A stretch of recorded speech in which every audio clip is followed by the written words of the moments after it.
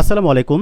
সাপ্তাহিক চাকরি খবর পত্রিকা, শুক্রবার ১৯ সেপ্টেম্বর ২০২৫। প্রাথমিক শিক্ষা অধিদপ্তর, পদসংখ্যা রয়েছে ৪৭০ জন।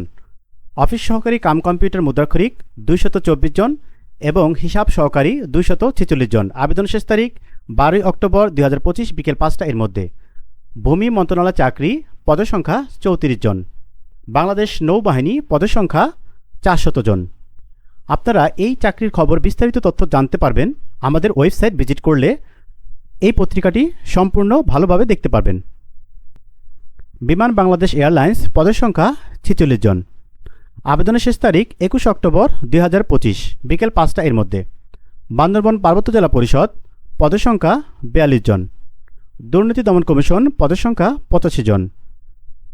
সিভিল সার্জন কার্যালয়, জালকাঠি, পদসংখ্যা ৪৫ জন। ইমিগ্রেশন ও পাসপোর্ট অধিদপ্তর, পদসংখ্যা ২৭ জন। পল্লী উন্নয়ন একাডেমি জামালপুর, পদসংখ্যা ৫৭ জন। ন্যাশনাল প্রোডাক্টিভিটি অর্গানাইজেশন, পদসংখ্যা ৩৬ জন। নব থিয়েটারে চাকরি, পদসংখ্যা ১৬ জন।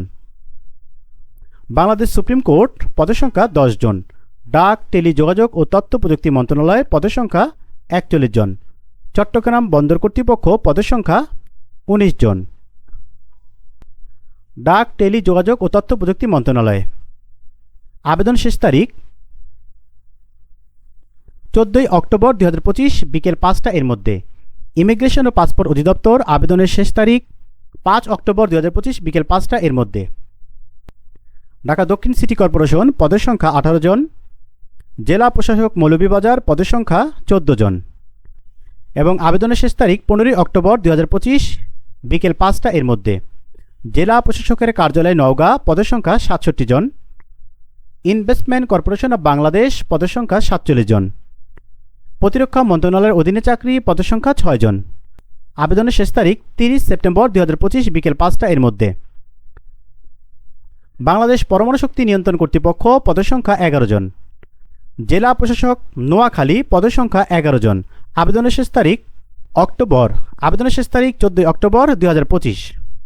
ম্যাস ট্রানজিট কোম্পানি, পদসংখ্যা ১৫ জন। আবেদনের শেষ তারিখ ৩০ সেপ্টেম্বর ২০২৫ বিকেল ৫টা এর মধ্যে।